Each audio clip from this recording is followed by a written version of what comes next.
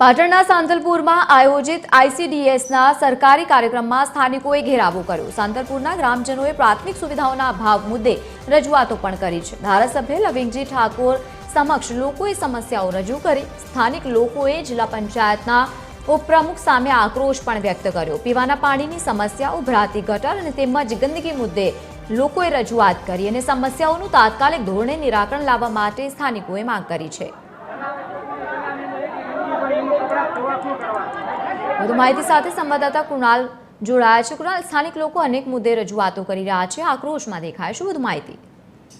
ચોક્કસથી ગૌલીન રાધનપુરમાં જે મસાલી રોડ ઉપર પાણીની પાઇપલાઇનો ગટરના પાણી જે ઉભરાયા હતા, રોડ ઉપર પાણી રેલાયા હતા, તે દરમિયાન રોડની તંત્ર દ્વારા રોડની કામગીરી કરવાના દ્રશ્યો સામે આવ્યા છે, જે વિડીયો વાયરલમાં તમે જોઈ શકો છો। જેમાં આ વિડીયોમાં જોઈ શકાય છે, એક બાજુ વરસાદી એક બાજુ પાણીના રેલા છે ને એક બાજુ પાણી રેલાયા છે ને એક બાજુ રોડની કામગીરી થઈ રહી છે। ત્યારે અનેક સવાલો તંત્ર ઉપર ઉઠવા પામ્યા છે કે રોડની ગુણવત્તા કેવી રીતે જળવાશે તેના ઉપર લવિંગજી ધારાસભ્ય જે છે રાધનપુરના, તેમના ઉપર પણ અનેક સવાલો ઉઠવા પામ્યા છે। જેમાં સાંતલપુરમાં યોજાયેલ એક આઈસીડીએસના કાર્યક્રમમાં સ્થાનિક લોકોએ આ પ્રાથમિક સુવિધાઓને લઈને તેમને રજૂઆત કરવામાં આવી હતી, ઉગ્ર રજૂઆત કરવામાં આવી હતી। જેમાં રાધનપુરના ધારાસભ્ય લવિંગજી ઠાકોર, જિલ્લા પંચાયતના ઉપપ્રમુખ તેમજ સાંતલપુર તાલુકાના પંચાયતના પ્રમુખ શક્તિસિંહ જાડેજા સમક્ષ સ્થાનિકોએ ઉગ્ર રજૂઆત કરી હતી અને આવા સ્થાનિક પ્રશ્નોને લઈ ક્યાંક ને ક્યાંક લવિંગજી ઉપર પણ તેમને અનેક સવાલો ઉપાડ્યા હતા અને તંત્રની આ બેદરકારી, ઘોર બેદરકારી જે સામે આવી છે, તો તંત્ર ઉપર શું કાર્યવાહી કરવામાં આવશે તેવી પણ રજૂઆત કરવામાં આવી હતી। જી